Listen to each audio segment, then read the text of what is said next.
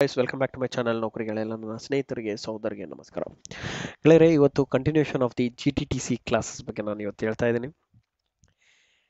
ಯಾರ್ಯಾರು ಹೊಸ ಗೆಳೆಯರಿದ್ದಾರೆ ಅವರೆಲ್ಲರಿಗೂ ನಾನು ತಿಳಿಸೋದೇನಂತಂದರೆ, ದಯಮಾಡಿ ಚಾನಲ್ನ ಸಬ್ಸ್ಕ್ರೈಬ್ ಮಾಡ್ಕೊಳ್ಳಿ.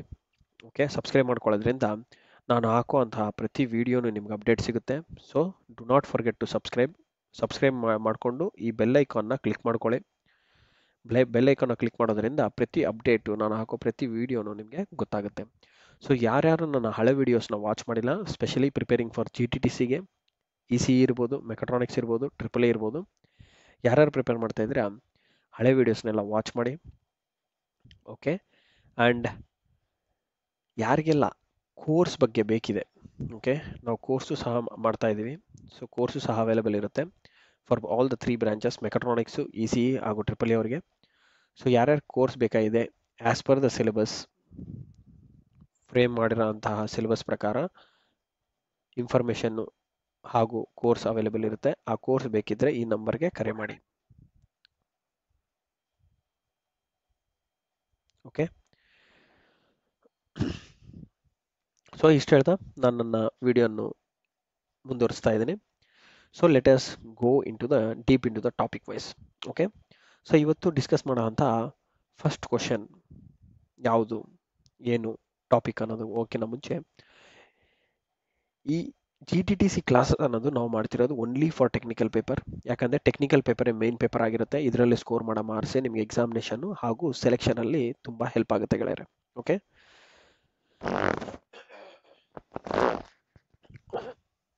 ಸೊ ಹೆಲ್ಪ್ ಆಗುತ್ತೆ. ಸೊ ಆ ಟೆಕ್ನಿಕಲ್ ಪೇಪರು ನಾವು ಸ್ಕೋರ್ ಮಾಡಬೇಕಿದ್ದು ತುಂಬ ಇಂಪಾರ್ಟೆಂಟ್ ಆಗಿರುತ್ತೆ.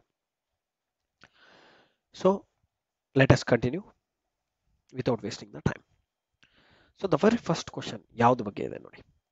ಇನ್ an RC phase shift oscillator, ಒಂದು ಆಸಿಲೇಟರ್ ಇದೆ. ಆಸಿಲೇಟರ್ ಅಂದೇನು, ಪಾಸಿಟಿವ್ ಫೀಡ್ಬ್ಯಾಕ್ ಇರುತ್ತೆ, ಅದು ನೆನ್ಪಿಟ್ಕೊಳ್ಳಿ. ಇದ್ರ ಮೇಲೂ ಸಹ ಕ್ವಶನ್ ಬರ್ಬೋದು. RC phase shift oscillator using BJT. Switch ಯಾವುದಿದೆ, RC phase shift oscillator, but switch ಬಂದ್ಬಿಟ್ಟು ಅವರು BJT ಯೂಸ್ ಮಾಡ್ತಿದ್ದಾರೆ. Okay, oscillations happened at the frequency where the feedback network shifts the phase of the amplifier output by ಎಷ್ಟು degree. ನೋಡಿ, ಒಂದು ಯಾವುದೇ ಒಂದು RC phase shift ಅಂತ ಆಸಿಲೇಟರ್ ತೊಗೊಂಡಿದ್ದೀರ ಅಂತಂದರೆ ಅದರೊಳಗಡೆ ಸ್ವಿಚ್ ಯಾವುದೇ ಇರಲಿ, ಓಕೆ, ಸ್ವಿಚ್ ಯಾವುದೇ ಇರಲಿ, ನಿಮಗೆ feedback network shifts the phase of the amplifier output by, okay, ಒಂದು ಫೀಡ್ಬ್ಯಾಕ್ ನೆಟ್ವರ್ಕ್ ಏನಿರುತ್ತಲ್ಲ, ಒಂದು ಆಂಪ್ಲಿಫೈರಿನ ಫೀಡ್ಬ್ಯಾಕ್ ನೆಟ್ವರ್ಕು ಔಟ್ಪುಟ್ಗೆ ಕಂಪೇರ್ ಮಾಡಿದೆ ನಿಮಗೆ 180 ಡಿಗ್ರಿ ಫೇಸ್ ಶಿಫ್ಟ್ ಇರುತ್ತೆ. ಇದೊಂದು ಸ್ಟ್ಯಾಂಡರ್ಡ್ ಗೈಸ್. ಒಂದು RC ಅಂತಂದರೆ ರೆಸಿಸ್ಟರ್ ಅಂಡ್ ಕೆಪಾಸಿಟರ್ ಎರಡು ಯೂಸ್ ಮಾಡೋದ ಕಾರಣದಿಂದ ನಮಗೆ 180 ಡಿಗ್ರಿ ಫೇಸ್ ಶಿಫ್ಟ್ನ ನಾವು ಇದರಲ್ಲಿ ಪಡಿಬೋದು. ಓಕೆ, ಸೊ 180 ಡಿಗ್ರಿ ತನಕ ನಮಗೆ ವೇರಿಯೇಷನ್ ಬೇಕಿದೆ ಅಂತಂದರೆ ಅದರಲ್ಲಿ ಕಂಪ್ಲೀಟ್ ಹಾಫ್ ಸೈಕಲ್ಗೆ we can go for RC phase shift oscillators. Okay, ಅದು ಇಂಪಾರ್ಟೆಂಟ್. ಸೊ ಇದೆಲ್ಲ ತುಂಬ ಪ್ರಾಜೆಕ್ಟ್ಸಲ್ಲಿ ಮಾಡಬೇಕಾದಾಗ ಇಂಜಿನಿಯರ್ಸ್ಗೆ ಹೆಲ್ಪ್ಫುಲ್ ಆಗುತ್ತೆ. ಓಕೆ, ಆ್ಯಂಡ್ ಓನ್ಲಿ ರೆಸಿಸ್ಟೆನ್ಸ್ ಆದರೆ ನಿಮಗೆ 90 ಡಿಗ್ರಿ ತನಕ ಹೋಗ್ಬೋದು. Okay, and full wave control ಮಾಡಬೇಕಂತಂದರೆ ನೀವು ಸಾಧಾರಣವಾದ amplifiers, straight away non inverting amplifiers ಆ ಥರ ತೊಗೊಂಡ್ರೆ ಸಾಕು. ಓಕೆ, ನೆಕ್ಸ್ಟ್, ಈಗ the output of the LTI system can be obtained from its unit impulse response function. Okay, unit impulse response function and the input function by ಏನು. ನೋಡಿ, question ಏನು ಇನ್ನೊಂದ್ಸಲ ಓದೋಣಂತ. The output of the LTI system, ಇದು first ನಿಮ್ಗೆ ಗೊತ್ತಿರಬೇಕು. LTI ಅಂತ ಏನು, linear time invariant system.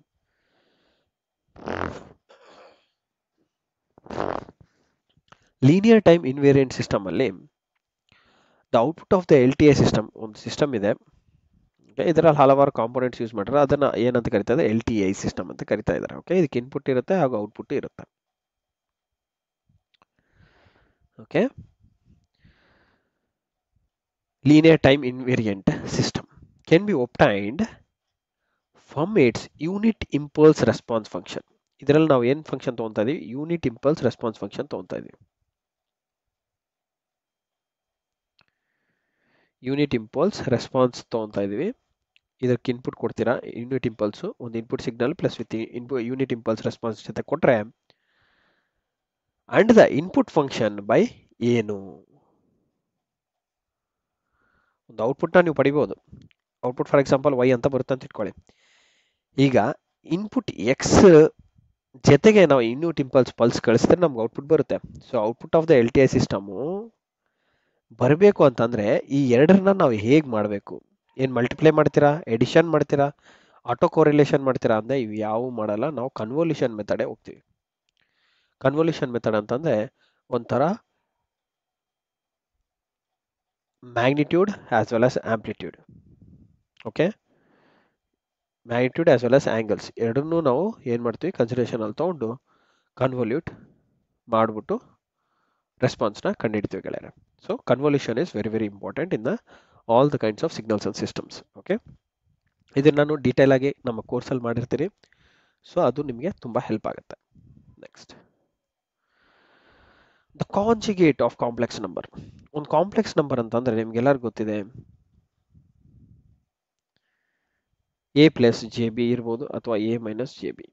Okay, ಇದು ನಿಮ್ಮ ಕಾಂಪ್ಲೆಕ್ಸ್ ನಂಬರಿನ ಒಂದು ಇಮ್ಯಾಜಿನರಿ ವ್ಯಾಲ್ಯೂ ಆಗಿರುತ್ತೆ. ಓಕೆ, ಇದನ್ನ ಎಕ್ಸ್ ಪ್ಲಸ್ ಜೆ ವೈ ಅಂತಾದರೂ ಕರಿಬೋದು. Okay, X minus J Y ಅಂತಾದರೂ ಕರೀರಿ. ಸೊ ಎಕ್ಸ್ ವೈ ಕಾಂಪೊನೆಂಟ್ ಅಲ್ಲಾದರೂ ಕರಿಬೋದು ಅಥವಾ ಎ ಆ್ಯಂಡ್ ಬಿ ಕಾಂಪೊನೆಂಟ್ಸ್ ಅಲ್ಲಾದರೂ ನೀವು ಫ್ರೇಮ್ ಮಾಡ್ಕೋಬೋದು. ಬಟ್ ಅವ್ರು ಏನಂತಾರೆ, ಒಂದು ಕಾಂಜಿಗೇಟ್ ಅಂತಂದರೆ ಏನು, ಕೊಟ್ಟಿರೋ ಅಂತಹ ವ್ಯಾಲ್ಯೂ. ಇವಾಗ for example if A is 10, ಅದಕ್ಕೆ the conjugate of complex number ಇದು ಒಂದು ಕಾಂಪ್ಲೆಕ್ಸ್ ನಂಬರ್ ಅಂತ ಹೇಳ್ತಿದ್ದಾರೆ. 10 at an angle of 45 degrees A complex number. ಇದನ್ನು ನೀವು ಫಾರ್ಮೆಟಲ್ಲಿ ಬರೆದೆ ಈ ಥರ ಜೆ ಫಾರ್ಮೆಟಲ್ಲಿ ಬರುತ್ತೆ. ಓಕೆ, ಈಗ ನಾನೇನು ಹೇಳ್ತೀನಿ, ಕಾಂಜುಗೇಟ್ ತೆಗಿಬೇಕು ಅಂತಂದೆ ಈ ಥರ ಮಾಡಬೇಕು. ಇದು ಏನು ಅಂತ ಕೇಳ್ತಿದ್ದಾರೆ. ಗೈಸ್ ವೆರಿ ಸಿಂಪಲ್, ಕಾಂಜುಗೇಟ್ ಮಾಡಬೇಕಂದ್ರೆ ಏನು ಮಾಡಬೇಕು, ಈ ಪ್ಲಸ್ ಸಿಂಬಲ್ ಇದ್ದರೆ ಮೈನಸ್ ಸಿಂಬಲ್ ಹಾಕಬೇಕು. ಸೊ ಆ ಥರ ಹಾಕಬೇಕು ಅಂದ್ರೆ ಏನು ಮಾಡಬೇಕಾಗುತ್ತೆ, 10 at an angle of minus of 45 degree ಮಾಡಬೇಕಾಗುತ್ತೆ. So the conjugate of 10 at an angle of 45 degree will be 10 at an angle of minus of 45 degree. So this will be your right answer. ಇದು ತುಂಬ straight forward question, but ಗೊತ್ತಾಗಿಲ್ಲ ಅಂತಂದರೆ it's makes confusion and ಹಲವಾರು ಸಲ ನಾವು wrong answers ಕಡೆನೇ ನಮ್ಮ ಧ್ಯಾನ ಹೋಗುತ್ತೆ. ಸೊ ಆ ಥರ ಮಾಡ್ಕೋಬೇಡಿ. ಸೊ ಕ್ಲಿಯರ್ ಕಾನ್ಸೆಪ್ಟ್ನ ತಿಳ್ಕೊಂಡ್ರೆ ಡೆಫಿನೆಟ್ ಆಗಿ ನೀವು ರೈಟ್ ಆನ್ಸರ್ನ ಚೂಸ್ ಮಾಡ್ತೀರಾ. ಓಕೆ, ನೆಕ್ಸ್ಟ್ ಕ್ವಶನ್ಗೆ ಹೋಗೋಣ. ಈಗ ನೋಡಿ, the Laplace transform of the function F of T denoted by F of S is given by ಏನು. ಒಂದು ಲ್ಯಾಪ್ಲೇಸ್ ಟ್ರಾನ್ಸ್ಫಾರ್ಮ್ ಮಾಡಬೇಕು ಅಂತಂದರೆ, ಓಕೆ, ಎಸ್ ಫಾರ್ಮ್ಸಲ್ಲಿ ಇದು ಫಂಕ್ಷನ್ನು ಟೈಮ್ ಡೊಮೈನ್ ಫಂಕ್ಷನಲ್ಲಿ ಕೇಳಿದ್ದಾರೆ, ನಾವು ಲ್ಯಾಪ್ಲೇಸ್ ಡೊಮೈನಲ್ಲಿ ತೊಗೊಂಬರ್ಬೇಕು. ಯಾವುದು, S ಡೊಮೈನಲ್ಲಿ. Okay,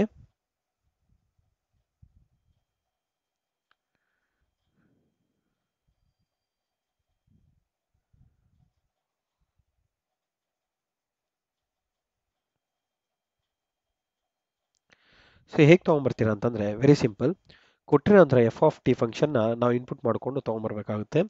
so this is straightforward solution. F of S ಫಾರ್ಮ್ಯಾಟಲ್ಲಿ ಬರ್ಕೊಂಡ್ರೆ 0 to alpha F of T e to the power of minus of s into t into dt.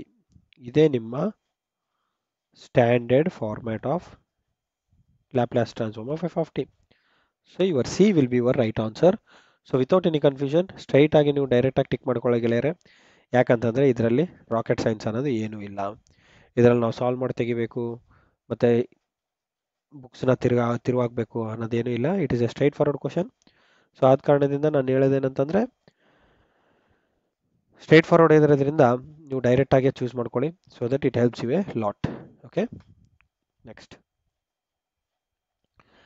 So ಇದು ನೋಡಿ, ಈ particular question ತುಂಬ interesting ಆಗಿದೆ. The average power delivered by the 1000 volt ampere transformer to a pure inductive load of 500 VA is ಎಷ್ಟು. Power ಅಂತಂದರೆ ಏನು, power ಅಂತಂದರೆ ನಮಗೆ ಆಕ್ಟಿವ್ ಪವರು ಬರುತ್ತೆ, ಅಪರೆಂಟು ಬರುತ್ತೆ, ಹಾಗೂ ರಿಯಾಕ್ಟಿವ್ನು ಸಹ ಬರುತ್ತೆ. ಆಕ್ಟಿವ್ ಅಂತಂದರೆ ಕಿಲೋವ್ಯಾಟಲ್ಲಿ ಬರೀತೀರಾ, ಅಪರೆಂಟ್ ಅಂದರೆ ವೋಲ್ಟ್ ಆಂಪರಲ್ಲಿ ಬರೀತೀರಾ, ರಿಯಾಕ್ಟಿವ್ ಅಂತಂದರೆ ವಾರಲ್ಲಿ ಬರೀತೀರಾ. ಓಕೆ, ಸೊ ಈ ಕೇಸಲ್ಲಿ ಅವ್ರಿಗೆ ಏನು ಕೊಟ್ಟಿರೋದು, ಗಿವನ್ ವ್ಯಾಲ್ಯೂ ನೋಡಿಕೊಂಡ್ರೆ ಟ್ರಾನ್ಸ್ಫಾರ್ಮರ್ ವ್ಯಾಲ್ಯೂ ಕೊಟ್ಟಿದ್ದಾರೆ. ಒಂದು ಟ್ರಾನ್ಸ್ಫಾರ್ಮರ್ ಇದೆ ನಿಮ್ಮ ಹತ್ರ,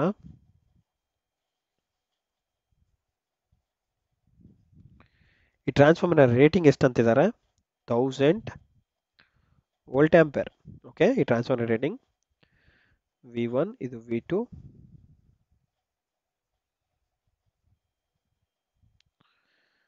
ಇದು I1, ಇದು I2. ಓಕೆ, ಇಲ್ಲಿ ಟ್ರಾನ್ಸ್ಫಾರ್ಮರ್ ಬಂದ್ಬಿಟ್ಟು ಒಂದು ಲೋಡ್ ಕನೆಕ್ಟೆಡ್ ಇದೆ, ಅದ್ಯಾವುದು ಇಂಡಕ್ಟಿವ್ ಲೋಡ್ ಅಂತಿದ್ದಾನೆ, pure inductive load. Guys, pure inductive load ಅಂದರೆ ನೆನ್ಪಿಟ್ಕೊಳ್ಳಿ, ಪವರ್ ಫ್ಯಾಕ್ಟರ್ ಏನಿರುತ್ತೆ, 0 ಇರುತ್ತೆ. ಅಂಡ್ ಹಾಗೆ ಪವರ್ ಕನ್ಸ್ಯೂಮ್ಡು ಸಹ ಏನಿರುತ್ತೆ, ಪವರ್ ಕನ್ಸ್ಯೂಮ್ಡ್ ಏನು, VI cos phi ಅಲ್ವಾ.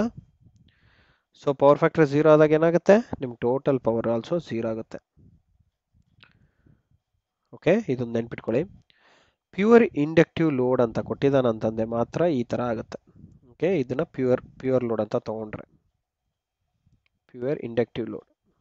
ಓಕೆ, ಎಲ್ಲಂತ ಕೊಟ್ಟು ತಗೊಂಡಿದ್ದೀನಿ. ಸೊ ಇದ್ರ ಲೋಡ್ ವ್ಯಾಲ್ಯೂ ಎಷ್ಟು ಅಂತಂದ್ರೆ 500 ವೋಲ್ಟ್ ಆಂಪೇರ್. 500 VS ಲೋಡ್ ಇದೆ. ಸೊ ಈಗ ನಮಗೆ average power delivered by the 1000 volt ampere transformer ಎಷ್ಟು. ಗೈಸ್, ಒಂದು ಸಿಂಪಲ್ ನೆನ್ಪಿಟ್ಕೊಳ್ಳಿ, ಆವರೇಜ್ ಪವರು ನಾವು ಡೆಲಿವರ್ ಮಾಡೋಕ್ಕಾಗಲ್ಲ.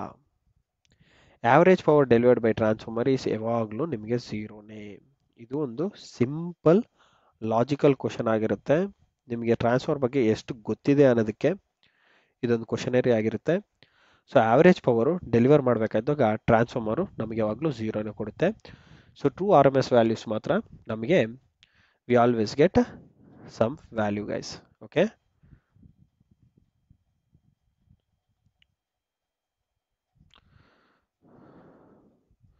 So average power delivered by transformer to a pure inductive load ಅಂತ ಕೇಳಿದ್ರೆ, ಸೊ ಪ್ಯೂರ್ ಇಂಡಕ್ಟಿವ್ ಲೋಡ್ ಅಂತ ಕೇಳಿದ್ರೆ ನೀವು ಡೈರೆಕ್ಟ್ ಆಗಿ 0 ಅಂತಾನೆ ಬರೀರಿ. ಯಾಕೆ ಅಂತಂದ್ರೆ ಪ್ಯೂರ್ ಇಂಡಕ್ಟಿವ್ ಲೋಡಲ್ಲಿ ನಾನು ಹೇಳಿರೋ ಹಾಗೆ ನಿಮಗೆ ಪ್ಯೂರ್ ಇಂಡಕ್ಟಿವ್ ಲೋಡ್ ಅಂದ್ರೆ ಎಕ್ಸಾಕ್ಟ್ಲಿ ವೋಲ್ಟೇಜು ಮತ್ತೆ ಹಾಗೂ ಕರೆಂಟಿಗೆ, ವೋಲ್ಟೇಜ್ ಹಾಗೂ ಕರೆಂಟಿಗೆ ನಿಮ್ಗೆ ಏನಿರುತ್ತೆ, ವೆಕ್ಟರ್ ಆಂಗಲ್ 90 ಡಿಗ್ರಿ ಡಿಫ್ರೆನ್ಸ್ ಬರುತ್ತೆ.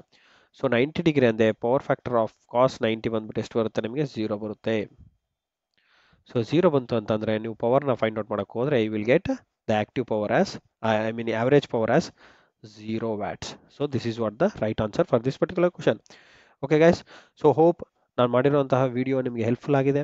ಆ್ಯಂಡ್ ಈ ಕ್ವಶನರಿ ಸಹ ತುಂಬ ಇಂಪಾರ್ಟೆಂಟು, ಮತ್ತೆ ರಿವೈಸ್ ಮಾಡಿ ನೋಡ್ತಾ ಇರಿ ಆ್ಯಂಡ್ ಕಾನ್ಸೆಪ್ಟ್ಸ್ನ ರಿವೈಸ್ ಮಾಡಿ.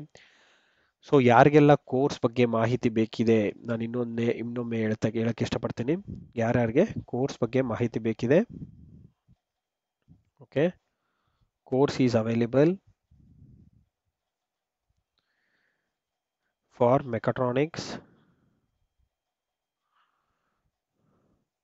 ECE ಹಾಗೂ EEE ಅವರಿಗೆ 3 ಜನಕ್ಕೂ ಅವೈಲೇಬಲ್ ಇರುತ್ತೆ. ಸೊ ಬೇಕಿದ್ರೆ ಈ ನಂಬರ್ಗೆ ಕರೆ ಮಾಡಿ.